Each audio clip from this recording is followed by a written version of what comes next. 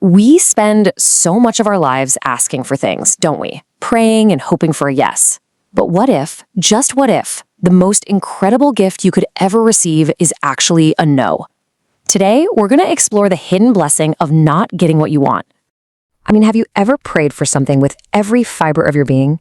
You know, that perfect job or a relationship you were sure was the one, only to be met with complete silence. That sting of disappointment. Yeah, we've all been there. But what if we're looking at this whole thing completely backwards? And that's the big idea we're diving into. What if that denial wasn't a punishment or a sign that you've been forgotten?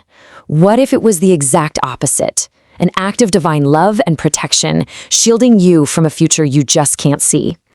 This incredible quote from the scholar Syaikh Ibnu Athā'illāh just nails it. He's saying that the moment you truly understand why something was kept from you, you realize that being prevented from it was the real gift all along. It's a complete 180-degree shift in how you see things. This brings us to a really beautiful concept, divine prevention, or almana in Arabic. It's the idea that when God withholds something from you, money, status, and opportunity, it isn't because he's displeased. It's because his infinite knowledge shows him that it would ultimately harm you. He sees the whole map of your life. We can only see the next corner. To really let this sink in, there's no better way than through a story. We're going to look at a powerful cautionary tale from the time of the Prophet Muhammad, peace be upon him. It's about a man named Tsa'labah, and his story is the perfect example of what can happen when your prayer is answered, with truly devastating results. Just look at this. It's like we're talking about two completely different people. Before he got what he wanted, Tsa'labah was known for his piety. Sure, he was poor, but he was always at the mosque, totally connected to his faith. But then, after his wish for riches was granted, a really tragic change began to happen. And Tsa'labah was relentless about it.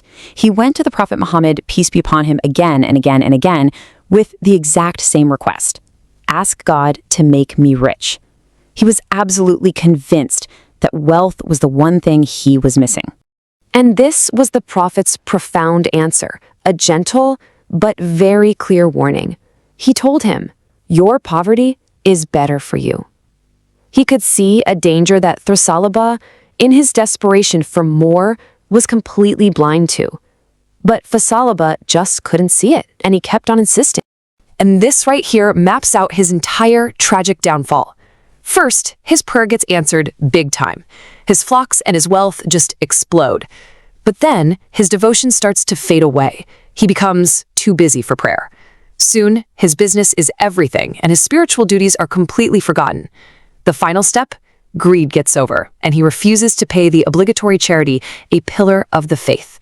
He ended up dying in the state, his regret coming far, far too late. So, what's the devastating lesson here? It's a powerful, powerful reminder about the dangers of getting exactly what we wish for, without understanding the potential cost to the things that truly matter. This really says it all, doesn't it? The core lesson is a direct warning. If your worldly success is going up, but your spiritual connection is going down, that is not something to celebrate. It's a huge red flag that your priorities have been flipped upside down. Okay, so we've got this ancient wisdom, this intense story. How do we actually apply this to our lives today? You know, with our modern goals and our very real disappointments, how can we actually start to see the no's in our own lives as a good thing? Well, it really all comes down to reframing it. Think about it. That job you didn't get, maybe it was protection from becoming arrogant or from a toxic work culture. That relationship that ended, maybe it saved you from a much bigger heartbreak down the line. Sometimes being denied something is the very thing that keeps our hearts humble and close to God. Every no can be a hidden mercy, an invitation to just trust that there's a bigger, better plan at play. So I'll leave you with this to really think about. Look back on your own life. That one thing you wanted so, so badly, but you never got.